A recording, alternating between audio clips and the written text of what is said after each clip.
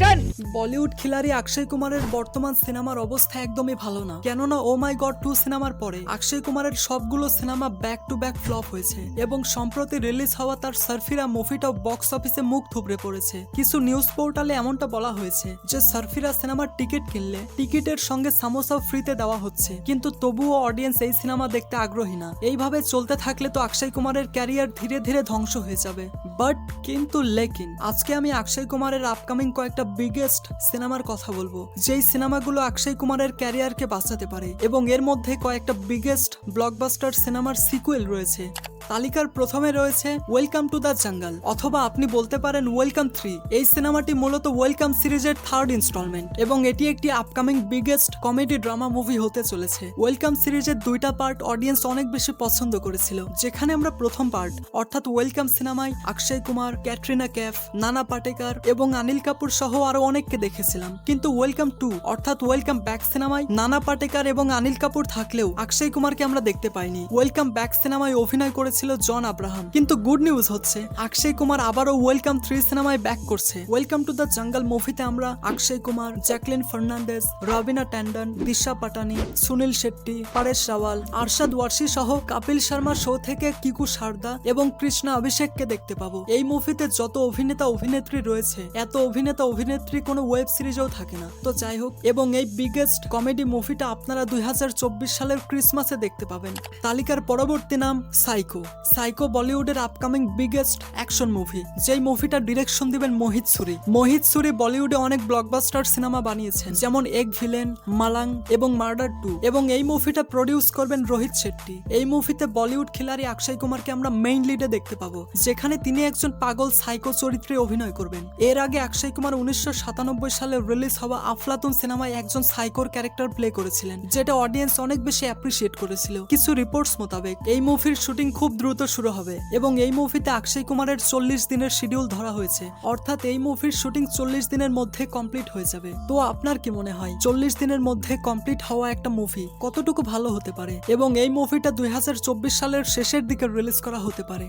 তালিকার পরবর্তী নাম রাউদি রাথোর 2। এই মুভিটা 2012 সালে রিলিজ হওয়া রাউদি রাথোর সিনেমার অফিসিয়াল রিমেক। তবে আপনি কি জানেন রাউদি রাথোর সিনেমার কাহিনী লিখেছিলেন কে.ভি. বিজেন্দ্র প্রসাদ, যিনি বাহুবলী, বজরঙ্গি ভাইজান এবং RRR এর মতো অসাধারণ স্টোরি লিখেছেন, এবং রাউদি রাথোর 2 সিনেমার কাহিনীও তিনিই লিখছেন। রাউদি রাথোর সিনেমাটি ডিরেকশন দিয়েছিলেন প্রভুদেবা, কিন্তু রাউদি রাথোর 2 সিনেমাটি ডিরেকশন দিবেন P.A. রঞ্জিত। কিছু রিপোর্টস মোতাবেক এই সিনেমার জন্য প্রথমে সিদ্ধার্থ মালহোত্রাকে অ্যাপ্রোচ করা হয়েছিল, কিন্তু তিনি এই সিনেমার গল্প শুনে এই সিনেমায় কাজ করতে মানা করে দিয়েছিলেন, এবং এই কারণে আমরা আরো একবার অক্ষয় কুমারকে রাউডি রাঠোর 2 সিনেমায় দেখতে পাবো। তো আপনি রাউডি রাঠোর সিনেমায় কাকে দেখতে চান? আপনার মতামত কমেন্টে জানিয়ে যাবেন, এবং এই মুভিটা 2025 সালে আসতে পারে। তালিকার পরবর্তী নাম স্কাই ফোর্স। স্কাই ফোর্স এটি বলিউডের আপকামিং এরিয়াল অ্যাকশন মুভি, এবং এটি একটি সত্য ঘটনা অবলম্বনে নির্মিত মুভি হবে, যেখানে আমাদের 1965 সালে ইন্ডিয়া ভার্সেস পাকিস্তানের যুদ্ধ দেখানো হবে, যেখানে ইন্ডিয়ান এয়ারফোর্স পাকিস্তানের উপর এয়ার স্ট্রাইক করেছিল, এবং এই মুভিতে অক্ষয় কুমারকে একজন এয়ারফোর্স পাইলট হিসেবে দেখতে পাবো। এই মুভিতে অনেক হেভি ভিএফএক্স এর কাজ থাকবে, এবং এই মুভিটা 2 অক্টোবর 2024 রিলিজ করা হবে। তো আপনি কি এই মুভির জন্য এক্সাইটেড?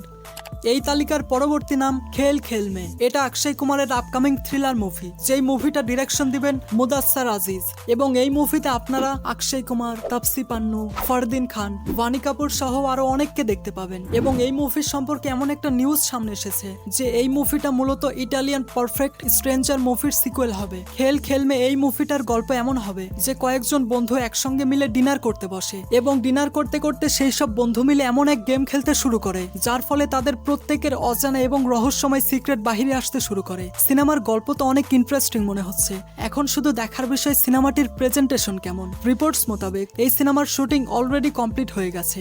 তালিকার শেষে রয়েছে জলি এলএলবি 3। জলি এলএলবি 3 বলিউডের আপকামিং কমেডি মুভি, এবং এটা জলি এলএলবি সিরিজের থার্ড ইনস্টলমেন্ট। এর আগের দুইটা পার্ট অডিয়েন্স অনেক বেশি পছন্দ করেছিল, যেখানে আমরা প্রথম পার্ট অর্থাৎ জলি এলএলবি সিনেমায় আরশাদ ওয়ারসিকে দেখেছিলাম, এবং দ্বিতীয় পার্ট অর্থাৎ জলি এলএলবি 2 তে আমরা আমরা অক্ষয় কুমারকে দেখেছিলাম। এটা আমরা সবাই জানি। অক্ষয় কুমার এবং আরশাদ ওয়ারসির কমিক টাইমিং অনেক ভালো, এই জন্য তারা দুইজন আগের দুইটা পার্টে অডিয়েন্সদের অনেক বেশি হাসিয়েছিল। কিন্তু গুড নিউজ হচ্ছে জলি এলএলবি 3 সিনেমায় আমরা এই দুই জলিকে একসঙ্গে দেখতে পাবো, এবং সেটাও একে অপরের বিরুদ্ধে। এবং আরো একটা মজার ব্যাপার হলো জলি এলএলবি এবং জলি এলএলবি 2 সিনেমায় যাকে আমরা জাজ হিসেবে দেখেছিলাম তিনি এই সিনেমাতেও জাজ হিসেবে থাকছেন। এরা তিনজন মিলে কোন লেভেলের কমেডি করবে সেটা দেখার জন্য আমি অনেক বেশি এক্সাইটেড। এবং এই মুভিটা 2025 সালে রিলিজ করা হবে।